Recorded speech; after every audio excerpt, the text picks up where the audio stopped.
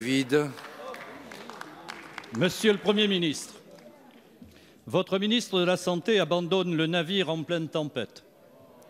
Elle a démissionné alors que la crise du coronavirus continue de faire planer une inquiétude sur notre capacité à faire face à une épidémie de grande ampleur. Contrairement à d'autres ministres en campagne, elle a décidé de se consacrer à la campagne municipale à Paris. Une façon bien commode de ne pas assumer son bilan catastrophique à la tête du ministère. Une décision qui entame de surcroît la parole politique alors qu'elle assurait en fin de semaine ne pas envisager de quitter ses fonctions ministérielles. Ces 2 ans et 8 mois rue de Grenelle ont été en effet marqués par une crise sans précédent à l'hôpital, par un malaise grandissant des soignants, par des déremboursements de médicaments de plus en plus nombreux, par l'inaction sur le dossier du grand âge, par la contestation dans les EHPAD et par la colère grandissante contre votre projet de réforme des retraites, aussi inutile qu'injuste. De fait, nul besoin d'une grande consultation pour recenser les problèmes déjà connus à l'hôpital public. Faut-il rappeler la démission massive de très nombreux chefs de service ces dernières semaines et les besoins criants des personnels et des moyens, tant en urgence que dans de nombreux services. Madame Buzyn n'aura jamais su ou voulu tenir tête aux décisions aveugles de Bercy qui ont fragilisé plus encore l'hôpital.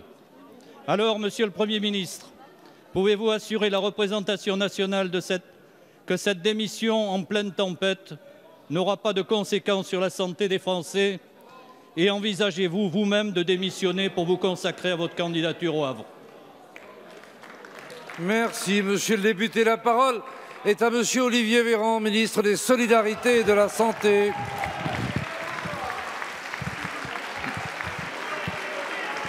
Merci, monsieur le Président.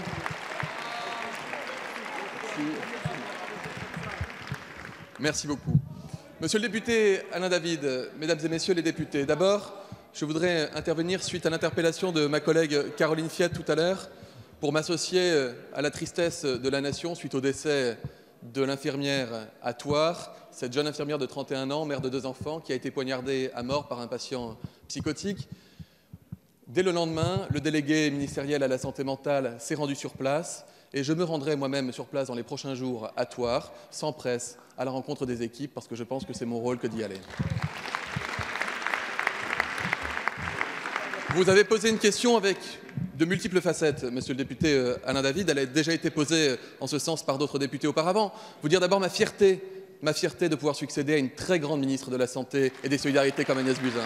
Vous dire la fierté de rentrer dans un ministère où les gens avaient le sourire parce que pendant 2 ans et demi, ils ont eu la fierté aussi de travailler avec une grande ministre de la Santé et des Solidarités, et cela compte. Comme Agnès Buzyn, je suis médecin hospitalier, c'est ma passion. Je suis médecin hospitalier, j'aime profondément l'hôpital. Vous vous inquiétez de la situation de l'hôpital, monsieur le député, vous avez raison. Je m'inquiète aussi, comme Madame Buzyn s'est inquiétée de l'hôpital. Et c'est pourquoi nous avons déjà investi 150 millions d'euros dès cette rentrée pour l'investissement courant pour les hôpitaux. C'est pour ça qu'il y a une reprise de dette de 10 milliards d'euros qui a été annoncée sur la reprise de dette hospitalière. Et monsieur le député, si j'étais taquin, mais j'ai décidé de moins l'être évidemment maintenant, mais quand même, je n'ai jamais été amené à voter des budgets hospitaliers aussi faibles que lorsque j'étais assis sur vos bancs à côté des députés de votre groupe majoritaire. Vous vous inquiétez, et je peux le comprendre, vous vous inquiétez, je peux le comprendre, de la suite qui sera donnée à la prise en charge de la crise du coronavirus. Sachez que j'étais hier à l'hôpital Bichat à la rencontre des équipes qui au quotidien soignent les malades, qui au quotidien s'assurent que la sécurité, que la santé des Français soit garantie. J'ai reçu ce matin 60 responsables de la santé de ville et de l'hôpital pour faire le point avec eux, avec la Direction générale de la santé. La maison est tenue.